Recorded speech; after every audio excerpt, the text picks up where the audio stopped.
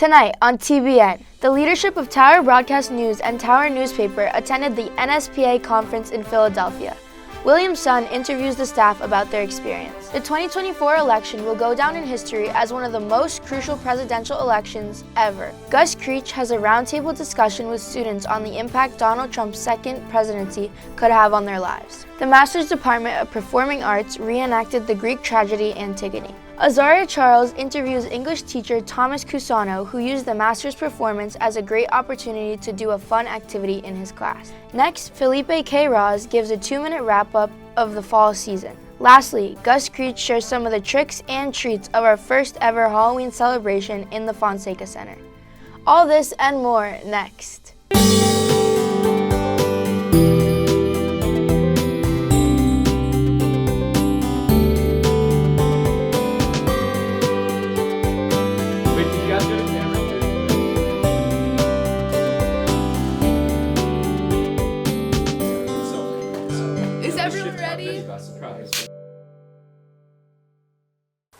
Good evening, I'm Gus Creech. And I'm Azariah Charles. We are recapping and following the latest news. The Tower Broadcast News and Tower staff took a trip to the National Scholastic Press Association conference in Philadelphia. William Sun documented the journey. This year, Tower staff received several individual recognition awards. Particularly, Matthias Jalen Senville won 5th place at the Multimedia Journalist of the Year. Congrats to Rookweiser, Nina Atkins, and Loino, the 3 Tower staff members who placed in the top 10 for 2024 election coverage stories for Best of Show. Finally, Tower editors-in-chief told us their anecdotes in this trip and how they feel about Tower staff receiving these awards. Well, I really enjoyed going bowling with both TBN and Tower on the last night. That was a very fun way to bond and connect with, everyone and kind of commemorate the trip. I like knowing that what we produce as a staff, not just me, is seen and recognized by other students and organizations and just the wider world in general. I think that really goes to show that the quality of work really is strong there. We're not leading just based on pure raw effort and strength. It's really the quality. In addition, TBN was selected as Pacemaker finalist, an award that recognizes excellence in high school journalism. We were one of just 13 broadcast programs in the country recognized for this honor. We invited executive producer Gus Creech and Azariah Charles to share their insight on the journey. Yeah, so we were a Pacemaker finalist, so that means we were one of the top 13 broadcast programs in the country, and it was awarded to us by NSPA. Unfortunately, we didn't get the actual Pacemaker award, but still, it was very cool to go there and be recognized as one of the top broadcast programs in the country. I feel like I see us in the future maybe winning a Pacemaker, so I think that seeing that progress and growth that we're having, I think that was just really great to see. This experience taught us so much. The trip reminded us how the hard work is all worth it. This is William Sun, reporting for TBN. What a fun weekend it was to be surrounded by so many other student journalists. Yeah, I really enjoyed learning new skills from all the seminars. The 2024 election was arguably the most anticipated election in American history. With both candidates setting new precedents, Donald Trump, the declared winner, is set to become the first convicted felon and the oldest person ever to be elected to serve as President of the United States. Gus Creech gathered with students to discuss the tremendous impact of this election and what the results mean for both the Masters and the national community. Hello, my name is Gus Creech. Welcome to the Tower Broadcast Newsroom. I'm here with 4 students from Masters who are here to discuss the results of the election and what having Donald Trump as president means for both our domestic and foreign students. Let's get started.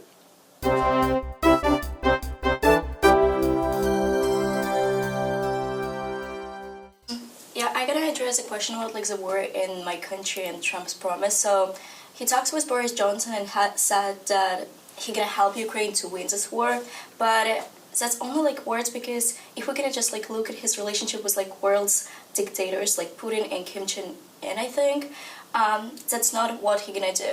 In his interest, it's help American economy, as he was saying, but that means that he will not give as much money as Democrats were giving to Ukraine.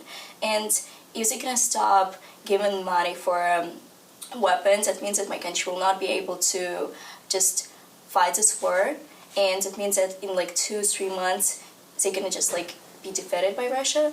And he's saying that he's gonna finish this war in 24 hours, but it will not be happen through like negotiations that he's saying, because it's gonna be too hard to find compromise between two countries, because my country will not give their land and Russia will not accept defeat.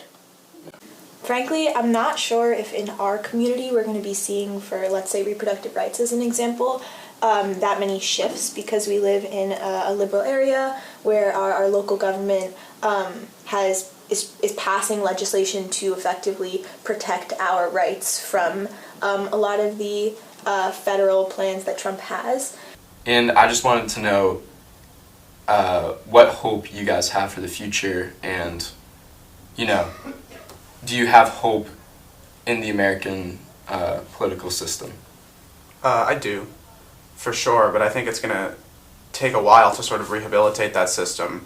You know, if you look at sort of what you were saying about Biden versus Kamala's run on policy, it's interesting when Kamala got in, her whole thing is look at all of these great policies, we have a positive vision for the future of America, but it was sort of constructive and it was very technical, and like at that point, you know, if that doesn't win you an election, right, how are we going to make it through this era where the sort of core assumptions of liberalism that if you just go to the people with the right policies and, you know, they'll vote for the person who rationally they believe to be the most sane or functional. Kind of shifting from that, speaking on the framework of our Constitution, the framework of our government, what do you guys think of the Electoral College?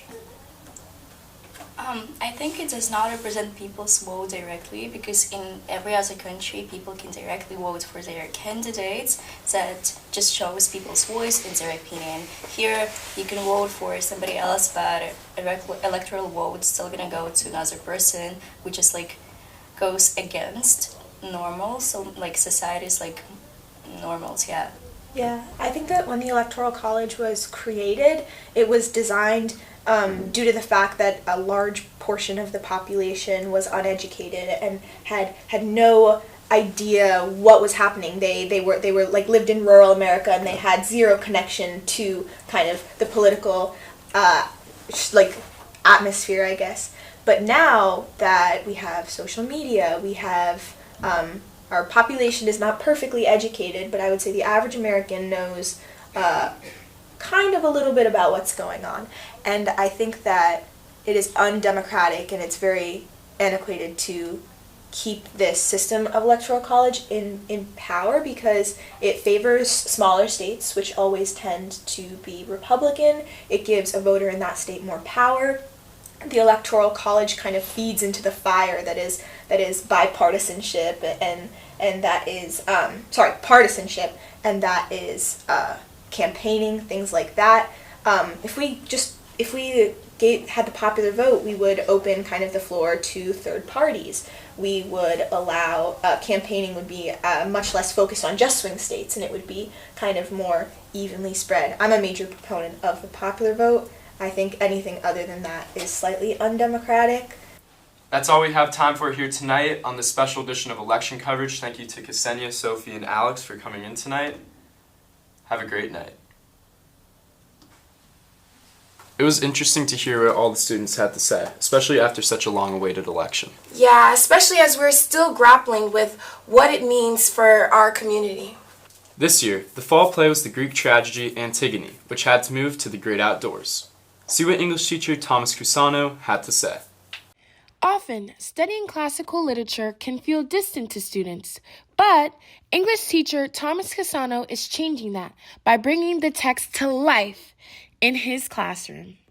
The Department of Performing Arts chose Antigone, a Greek tragedy written by Sophocles in 441 BC for the fall play. Esterwood Mansion became the center stage for the master's production. Reading Antigone was partly a personal choice and partly something that the whole department's doing. Some of the texts in 9th grade are set by the department and some we have choice, so Antigone was a choice text. Mr. Cusano synced reading Antigone with the master's performance. This allowed him to create fun activities that involved the master's reenactment of the Greek tragedy. I did see the play and I encouraged my students to see it, and many of them were able to see it. One exciting opportunity of connection with the production on campus was we were able to have some actors come in and do a scene in front of the class. So this was the scene where Haman is pleading with his father Creon on behalf of Antigone, and so we had the actors Haman and Creon come in and they performed that scene, and then they did a talk back, and that was a really awesome opportunity for the students. One, they were able to see those rhetorical strategies in action, and two, they were able to have a really deep conversation about the characters. And that was great because they were writing these letters where they were kind of thinking about their own casting, and so they were able to think in really deep and nuanced ways about. For TBN, this is Azariah Charles, and Scene. Congratulations to everyone who was involved in the play. It was amazing to watch. Yeah, it's great to see us teachers at Masters are coming up with creative approaches to teaching. Now that the fall athletics season is over, TBN Sports Director Felipe Queiroz wraps up the season, reflecting with coaches and players on their journey. Welcome to 2-Minute Drill, where I recap the top plays, players, and teams from the fall season. Start the countdown in 3, 2, 1.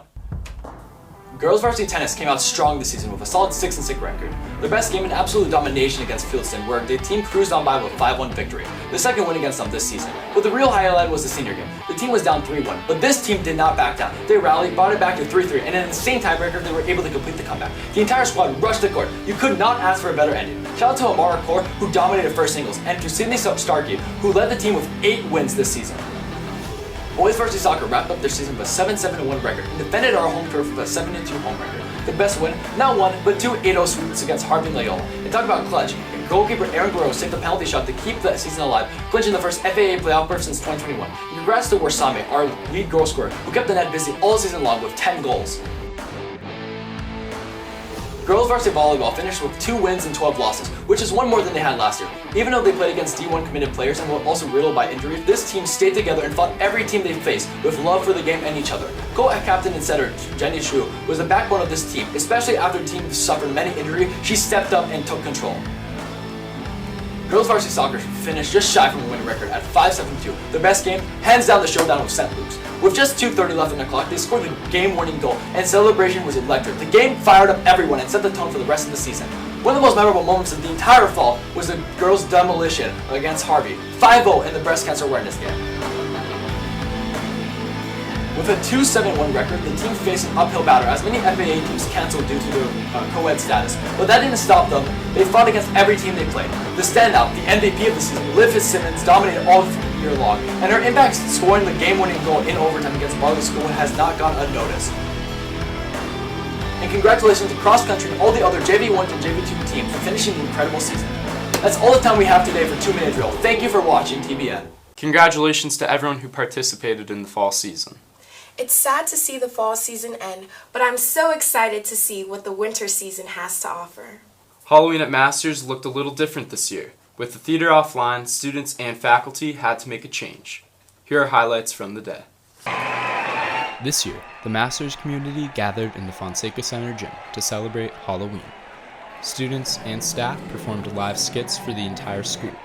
The event was held in the FC gym because of the emergency renovations in the Claudia Boucher Theater. Some notable performances were the Science Department's Plants vs. Zombies sketch, the English Department's New York Times game skit, and the History and Religion Department's interpretation of the Oregon Trail. Students reacted to their favorite acts of the day. I really enjoyed the sophomore skit. I like when they started jumping that one dude. I feel like he really deserved it. He really made me mad for some reason. I think the English one, everyone is like riled up and good. My favorite skit was probably the History Department. My favorite skit was the Science Department. because personally I've played Plants vs. Zombies and I think it's a cool game and they executed it very well. I also have to say that the history department, like history and religions, was really good. Even with the active campus construction in several buildings, teachers, faculty, and students were able to make Halloween 24 one to remember. That was such an exciting day. I'm so glad we were still able to celebrate Halloween, even though the CBT is closed. Yeah, I thought the New York Times game skit by the English department was hilarious. And that's all we have time for here tonight on Tower Broadcast News. Thank you so much for tuning in. Remember to subscribe to Tower Broadcast News on YouTube and follow @Masters Tower on Instagram, Facebook, and Twitter. Thank you to everyone who helped make this segment possible. Stay tuned for more on election and school coverage. I'm Gus Creech. And I'm Azariah Charles, and from all of us here on the TBN staff, have a great night.